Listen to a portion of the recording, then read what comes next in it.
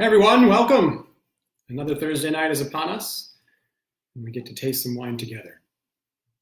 I'm going to wait a moment to make sure that we are connected. As per usual, if you're with us, please let us know. Look at that. Melanie's ready. Rick's ready. Cool. Very good.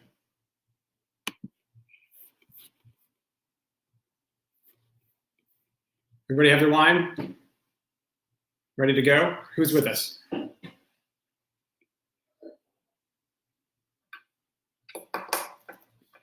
Hi, Jan. So glad you're here. Hey, Steve, Melanie, great. Matthew, welcome back. Jonathan's with us this week. That's awesome.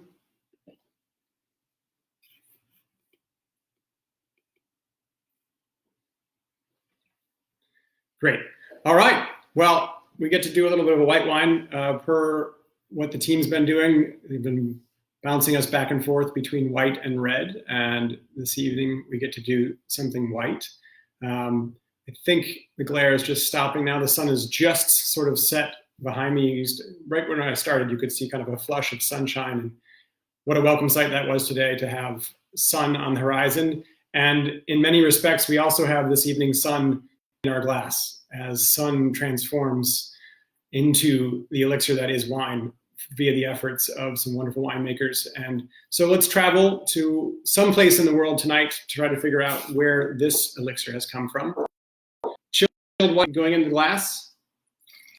And as I say that, chilled white, there's sort of that expectation. I was talking with my mom this afternoon, and she asked, what's the general rule of thumb with respect to white, red, dessert wines in terms of temperature? So before we even jump into this, let's talk about that for a second. Mostly, by and large, your rule of thumb would be to chill a white wine and not necessarily chill a red wine. There are exceptions for all of this. And what does chill mean? It means different things for different people, and it means different things for different wines. But by and large, as you chill something, the flavors are muted.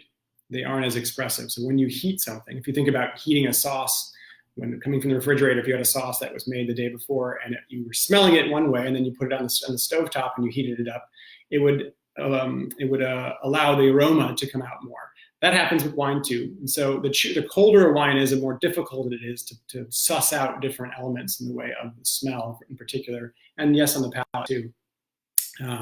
Taylor, good evening. Hi, Mom. Tran, hi. Foxes are here. Awesome. Johnny, welcome. Susan, great to have you with us. And Michelle's here. Great. Jan's here. All right. All right. So with respect to the right temperature for white wines, many people put them in the refrigerator. A little bit. So at the restaurant here, we put them at around 45 to 50 degrees.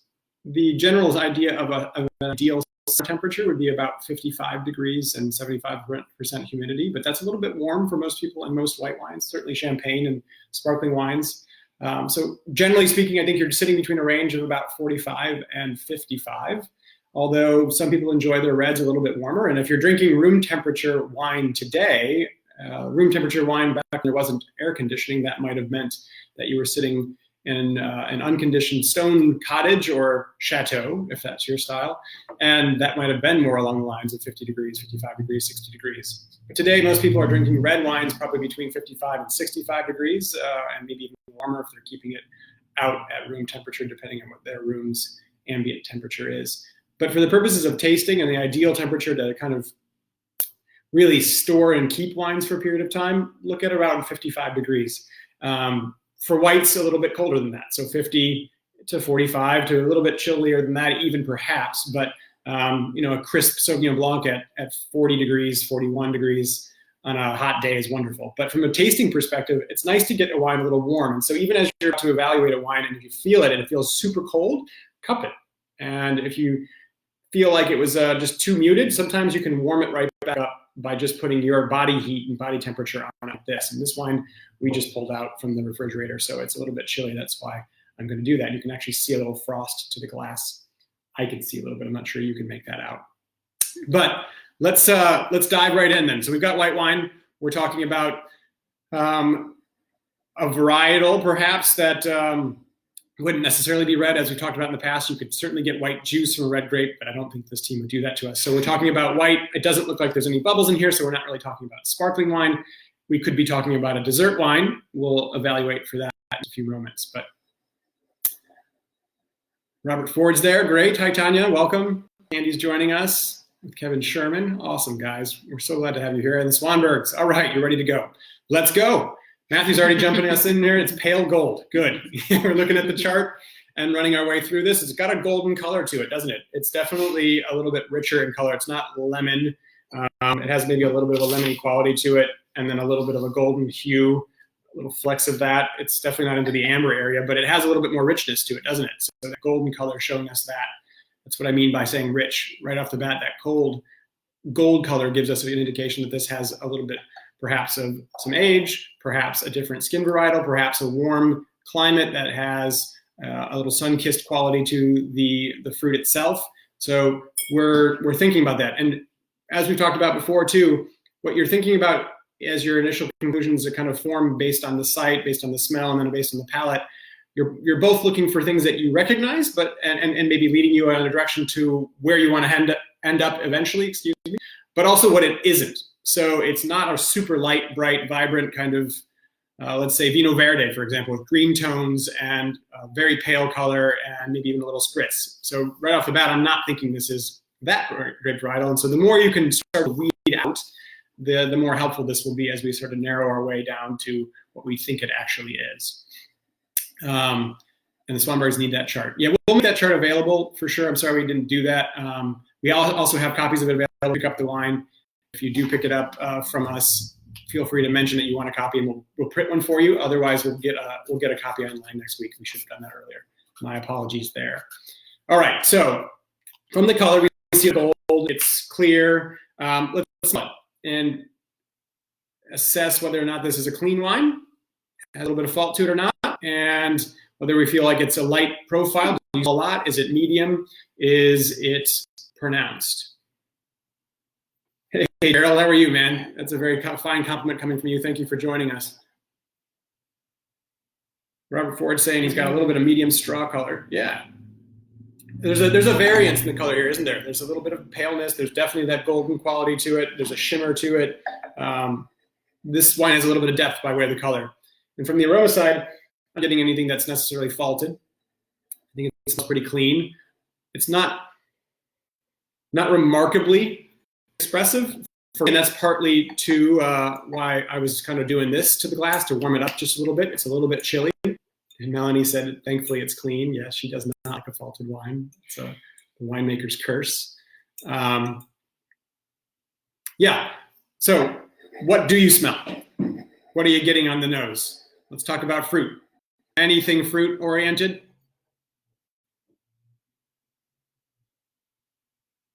So when you're thinking about fruit, let's break it down. And it's kind of on your sheet if you have it. If not, is it citrus? Is it green fruit?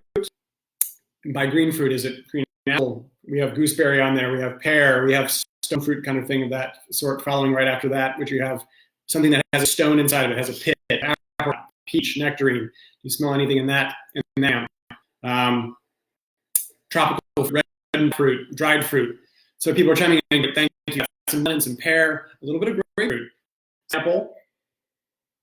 Yours is super rare. Maybe mine is just a little bit too cold. Getting it's a touch more for me as it is for Matthew. I understand that.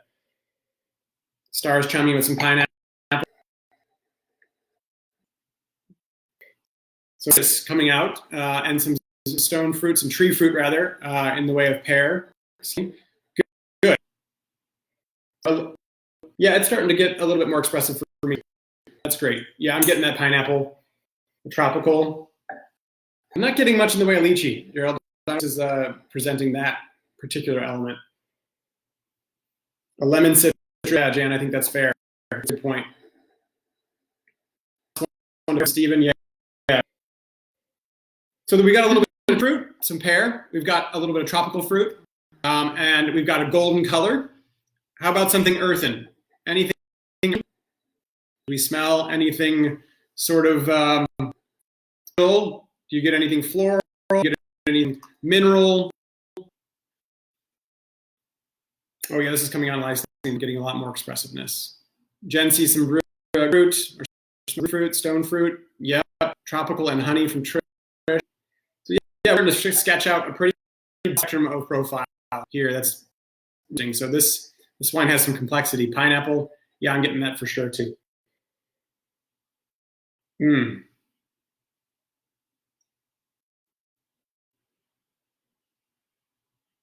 little touch of green grass. Okay. So we were definitely expressive on the fruit side now. A little bit of sort of an herbousness coming through. Maybe a tiny bit of honey, sure, biology. Great. Let's just and see what we learn from our notes.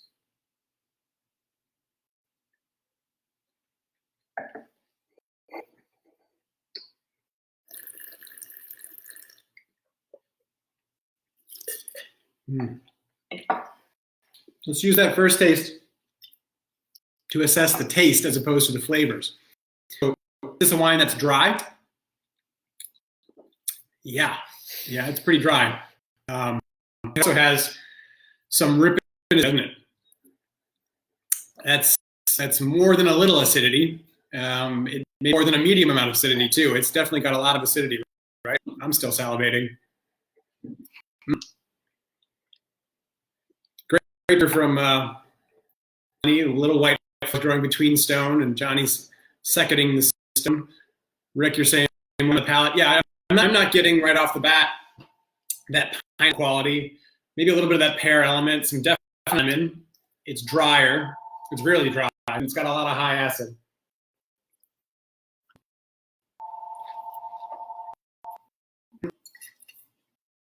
It's very thick.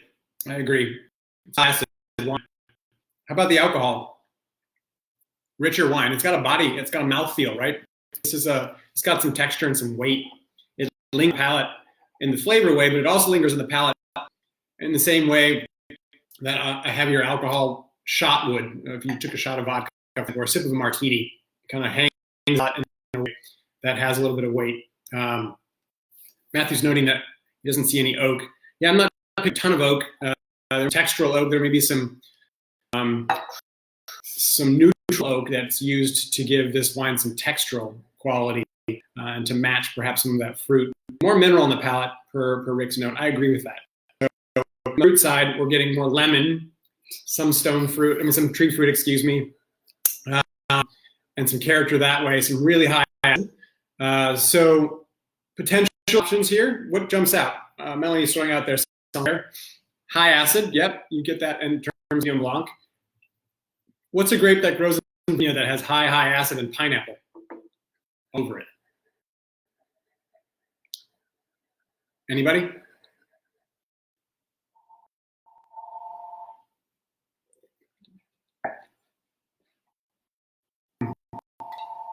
Petit Blanc, Tanya just threw out Chenin Blanc, absolutely. Blanc's character is all about high acid and texture. Very good. Could this be Chardonnay? Tropical fruit, a little bit of lemon quality. Yeah, Rick and Melanie are chiming in. All right, so we're looking at Sauvignon Blanc, Petit Blanc, Chenin Blanc, Seyval. Yeah, I'm not sure we'd get as much texture, but about it. A little bit of herbalness from Jan. And Marianne's noting that there's a kind of a sea orientation, or the grapes are close to the sea. That's great. So let's talk our way through what we're looking at here. If we're talking about, let's just take Chardonnay because I threw it out last, but Chardonnay. Would Chardonnay have this high in acid with this kind of texture and with this profile of fruit? So if you're going to get a really tropical, you'd be in a place that would probably not have such a high acid quality in the wine. So looking at a Chardonnay that has a mineral component, like say something like Chablis, but I don't know that you'd get pineapple on the nose from something like Chablis. So it would be a weird kind of amalgam of two profiles that you aren't necessarily seeing in the way of the grape varietal with this kind of profile. Is Rick's noting C also is a potential for Petit Manseng. Yeah, Sauvignon Blancs, Petit Mansengs, and Chenin Blancs kind of chiming in. Yeah, good. All right, let's look at that. Let's look at Sauvignon Blanc. So if we're thinking Sauvignon Blanc, pineapple maybe. little less so typically than you might find more grapefruit. We did get a little grapefruit from some people in the early phases of this on the nose. Definitely a mineral character and a lemony character. Some was thrown out. So is that something we want to consider? Possibly.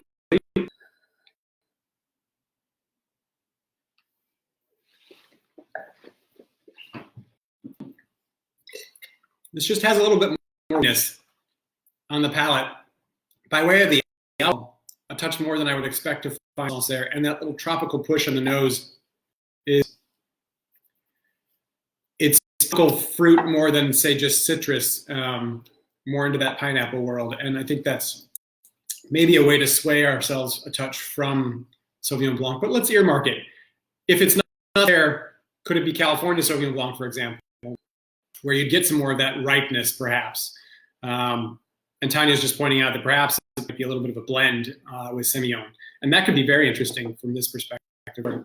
You get a little more texture, more weight, and maybe we're looking at more of a New World blend of Semillon and Sauvignon Blanc, and something like Australia, for example, where you get a little bit more of that textural quality. So I think that's interesting in this context. We should consider sort of maybe the market of Semillon, Sauvignon Blancs that we could find from the western part of Australia. Perhaps we can consider sort of Sauvignon Blanc from the Russian River Valley, for example, or from Happy Canyon and kind of Paso Robles sort of coast area of California. Chris, you're thinking it's too light for California. Pinot Blanc is throwing out Oregon. Yeah, I'm not pulled over by like Sauvignon Blanc necessarily. Let's check it has the high acid, and it could give us some element. No oak, so Matthew's leaving away from the caption. That's I think. All right, let's put Sauvignon Blanc to this for a minute. We have Petit Manseng. Is this Petit Manseng? Is this dry Petit Manseng from France? Unlikely, right? Because we're not going to necessarily find a dry Petit Manseng from France. It might be a blend with Petit Manseng from Jurançon, or the drier variations coming from a little next to it called Pacherenc de Figuebille. There's some Petit Manseng in Italy, and some in other places. There's certainly some Petit Manseng in Virginia. So do we think this Virginia Petit Manseng? Just got to sit on a little tasting last week with three wonderful Petit Mansengs, one from Early Mountain, one from Wall, one from Shaps. This is not Shaps's. It has a little bit more wood profile and care to it. It has a different weight and than the Petit Manseng from the Walsh group. I've tasted others, of course. I don't know. It has some potential, though. The pineapple and the end are really something to consider.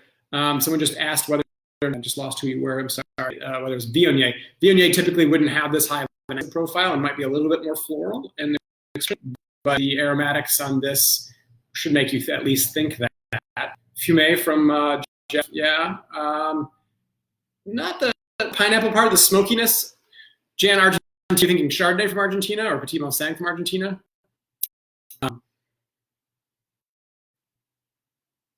Susan, are you chiding me for spitting the wine? I gotta drive home. And I've been tasting other wines today. So in fairness. That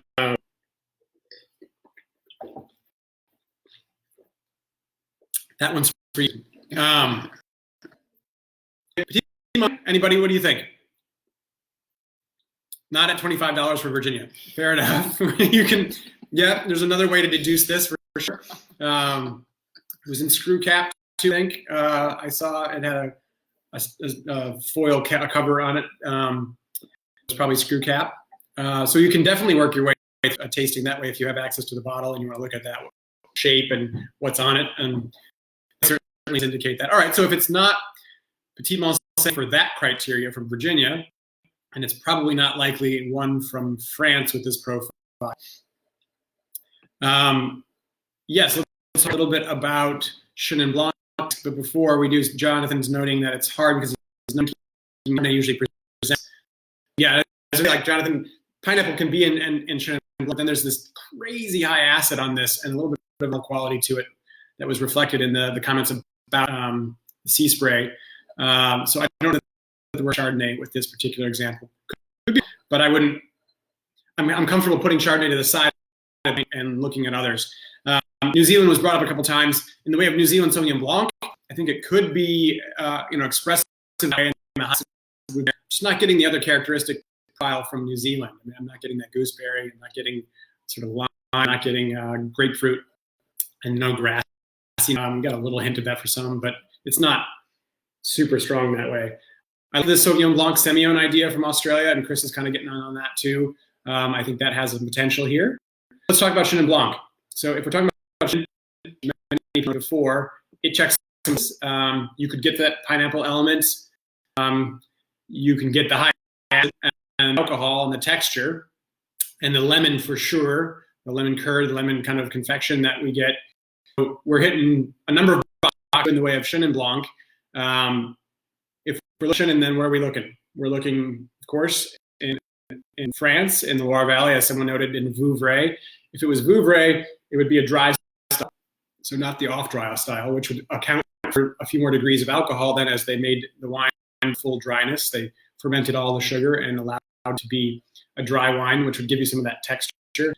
Oftentimes in Vouvray, but also in the other areas within the Loire Valley where Chenin's produced, you get sort of a woolly note. You get a lanolin quality, and I'm not picking up on that per se. There's more of that mineral kind of fresh, wet stone element here. There's that saltiness that was noted earlier too. So the Swanbergs are saying South Africa, and South Africa is sure where you can find Chenin Blanc. Sometimes the dry Chenin Blanc is called Steen, and it's produced in Stellenbosch and Paarl and Swartland and all over South Africa. It was one of the principal grapes, I think, that was used to produce brandy, just straight brandy in the day. So it's grown all over South Africa. And there are some great examples of really beautiful Chenin Blanc now coming out of South Africa, and that's absolutely an option. There is a spicy note quality. There's a little bit of a spiced element here that Melanie was noting in terms of Kerner. Kerner is a grape that you find typically in the northern part of Italy, and northern white Italian. I think you can. Today, as we did a little tasting, that there should just be a category called Italian white, and you should just get at least majority credit for guessing that. If it is Italian white, you should get credit for saying Italian white instead of naming that varietal. Eric is saying Corona Blanc. So Chenin Blancs, I think, are really good. So there's Chenin Blanc that could California too, South Africa, France, and a few other places. I like Chenin Blanc. I like the Sauvignon Blanc Semillon Australia. We were hitting on that. So we're kind of new world, right? We're saying that this is not necessarily old world.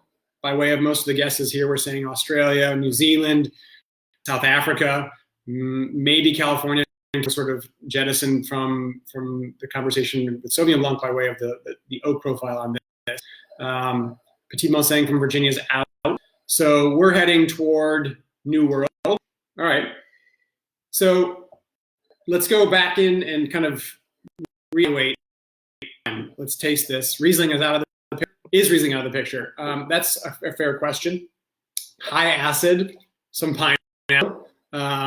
Should we get Riesling? That's an absolute something to consider. You can get some trial notes from Riesling. How do you differentiate this away from Riesling? A dry kind of Großgewachs Riesling, a Riesling that has full dryness, that is weightier because it's higher alcohol, and texture, and has the minerality and has the acid. So why not consider Riesling? You get any petrol quality? I'm not.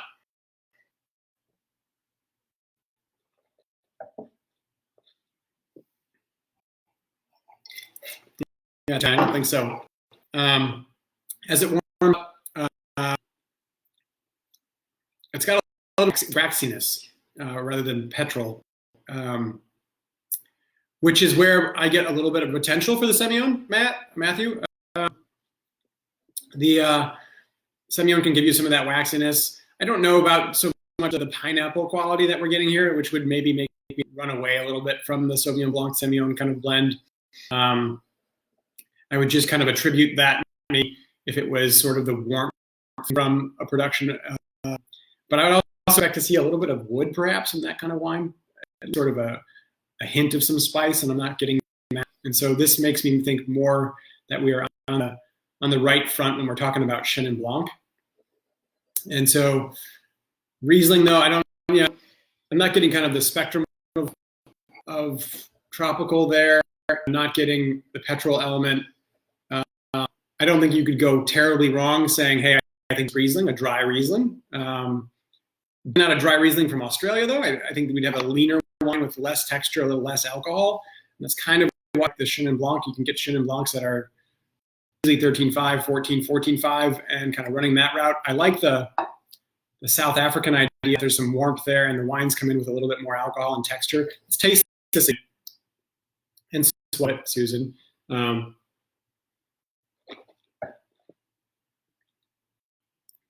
Just feel the weight on the palate. It fills your mouth. There's a density to this. The fruit profile might be thin. It's present. It kind of layers in your tongue, but the rest of the wine fills your mouth. It's kind of a hot feeling. It's not uncomfortable. I don't think it's wonky in any way. Nice. It has textural alcohol weight, a glycerin kind of viscosity. Yeah. So translate the old world, new world. Can you give us the kind of regions, continents for these two categories? Yeah. So old world is essentially Europe. So in this context with Chenin Blanc, we about principally Loire Valley in France. The new world, the United States, South America, it would be South Africa, it would be Australia and New Zealand, and those particular areas. Susan's still trying to be. Sorry. All right, I'm drinking it. I'll drink the rest of this, I promise. The Swanbergs are already putting their flag in the sand and saying it's South African Chenin Blanc. I have a hard time arguing against that, I think. That kind of also hits on the idea of that little orientation. There could be a little bit of a proximity to the sea in there.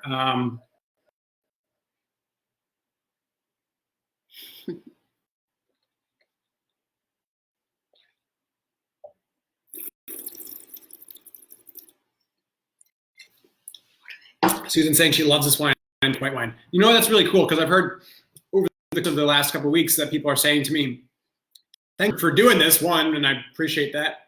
But they're saying I'm drinking wines that I would never otherwise probably, it's not within my general wheelhouse. And in my experience here is that is often the case.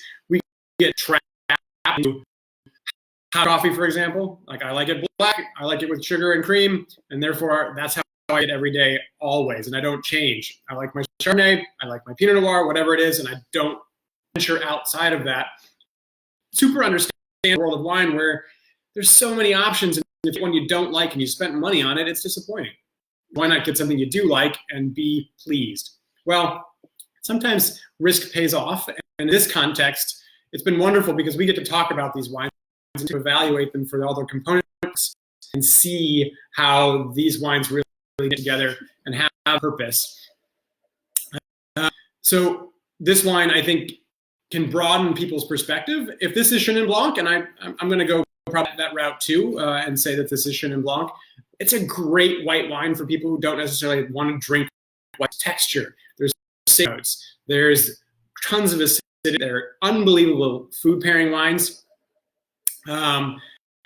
Susan and wants to know where it's from. So Chris is saying this white wine from Field, Maine. That's interesting, Chris, because the Pensang Chardonnay Vidal blend that is our white wine, this has a number of characteristics just like that. The Chardonnay element has a little bit more of a woody quality to it that I'm not getting here. But wouldn't that be miss our own wine? That would be awesome. Stephen's noting or in terms of saying that it's out of his tasting bubble. Yeah, Stephen likes big reds and other complex, fascinating reds. And then as we venture into, I don't know, for my own palate, I started out kind of enjoying reds and focusing on reds and thinking reds were the more quality and more prestigious wines, and they certainly get that feeling. But I find myself loving white wines, and we can sit for 29 minutes right now to talk a white wine that some of us would never have otherwise want to drink and really want to drink. And this is me drawing it out a little further, Susan, just to torture you. So let's talk about this. And final guesses, we've got the Swanberg's on record saying this is South African Chenin Blanc. Anybody else want to put anything else on the table before we wrap this up? Erica's saying we should have bought 2. We'll always get some more of this, and if you want to do that, the Foxes have been asking us to put sort of a taste together of the wines from the weeks so that they can have these to enjoy for the rest of the summer. And we certainly do too if you'd like us to do that.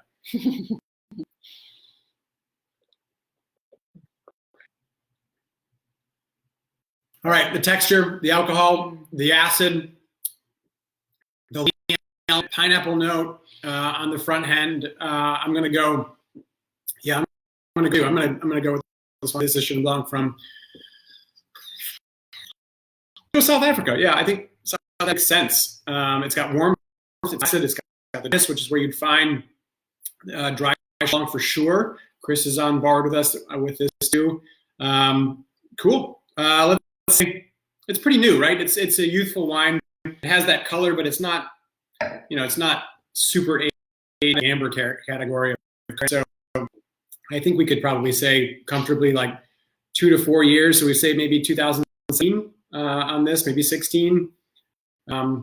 Yeah, Johnny, I agree. It's a very nice white. There's some really cool Chenin Blancs coming out of South Africa for sure. And if that's the case, I wouldn't be surprised. It's been and look, the sun's back. Sun in our glass, sun on our reflecting head. Apologies. All right.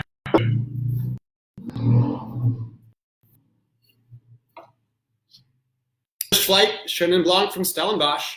Yeah, from South Africa. And it is, wow, 2019. Whew, brand new. And I maybe misread it a little bit, the alcohol. The alcohol is about 13.5 on this. And so it wasn't like hot on the back end, but it had textural to it. This is fun. This is a great wine. Really tasty. You know how to pronounce that? Remhoek. Excuse me, is how you pronounce the name. Cool. I'm happy to drink a Chenin Blanc. And as I've said, there's some really great coming out of South Africa. So, yeah, you know what? And everybody is doing it. We sat down today, but I said, do I get to contact 60 of my closest friends?